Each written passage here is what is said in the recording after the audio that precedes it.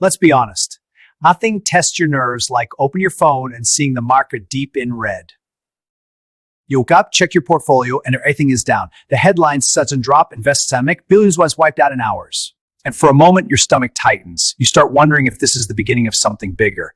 But here's the truth most people forget in that moment. A sudden market drop feels dramatic. It feels personal, like something is breaking. But the market does not fall for no reason, and it does not fall in isolation. So what is happening when stocks suddenly drop? First, we need to understand how fragile confidence really is. Not just profits, on expectations.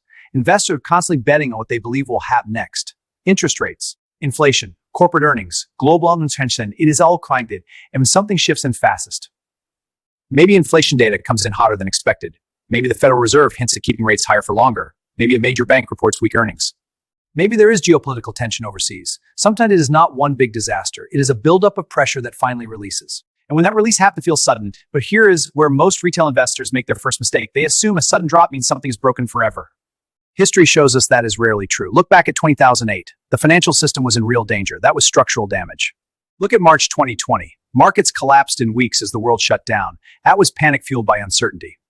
Yet in both cases, markets eventually recovered. Not overnight, not without pain, but they recovered. A sudden drop today does not. We are heading into another financial crisis. Sometimes it is simply repricing, investors adjusting to new information. But that does not mean you should ignore it either. The key question is this emotional selling or is this fundamental deterioration? There is a difference. Emotional selling happens when free spreads fast facts. Algorithm farlight it. Social media amplifies it. News cycle amplify it. In those moments, even strong companies get dragged down with weak ones. Fundamental deterioration is different. That is when earnings consistently decline, when debt rate dries up, and an economic engine actually slows in a meaningful way. Most sudden drops begin the emotion. The real damage only happens if the fundamentals confirm the fear. Now let's talk about you. You are in a sense of the long term. A sudden drop's uncomfortable. Volatility is part of the system. Markets move in cycles. Expansion and contraction. Optimism and correction. The real danger is not the drop itself. It is your reaction to it. Selling in panic while locks losses that they could have recovered. Chasing the market on the way up often exposes you to the next correction.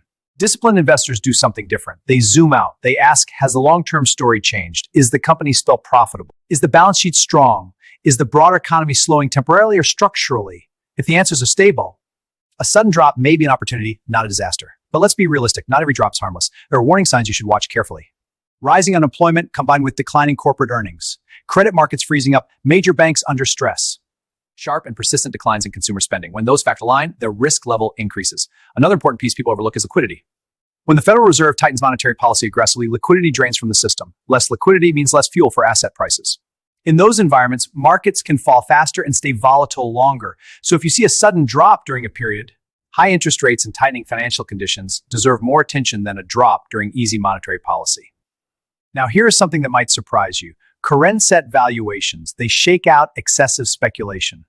They remind investors that risk is real. Without corrections, bubbles inflate quiet, and bubbles bursting is far more painful than periodic pullbacks. Think about the dot-com bubble. For years, prices climbed with almost no resistance. When reality finally caught up, the collapse erased trillions in wealth. Short-term pain can prevent long-term disaster, but emotionally, that does not make it easier. When markets drop suddenly, it triggers something deeper than logic. It triggers fear of loss, fear of losing control, and markets are very good at exploiting that fear.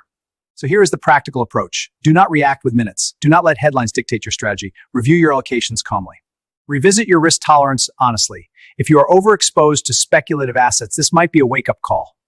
If you are diversified and investing with a long horizon, this might simply be noise amplified by volatility. And one more thing, cash is not weakness. Having liquidity during uncertainty gives you flexibility. It allows you to act instead of react. Sudden drops separate emotional investors from strategic ones. They reveal who built a plan and who chased momentum. At the end of the day, the stock market is not a straight line upward. It never has been. It moves through fear and optimism, contraction and growth. A sudden drop is not a verdict. It is information. The real question is how you interpret it. Are you looking at a temporary storm in a growing economy, or are you seeing cracks in the foundation? That distinction matters more than the red numbers on your screen. So the next time the market suddenly falls, pause before you panic.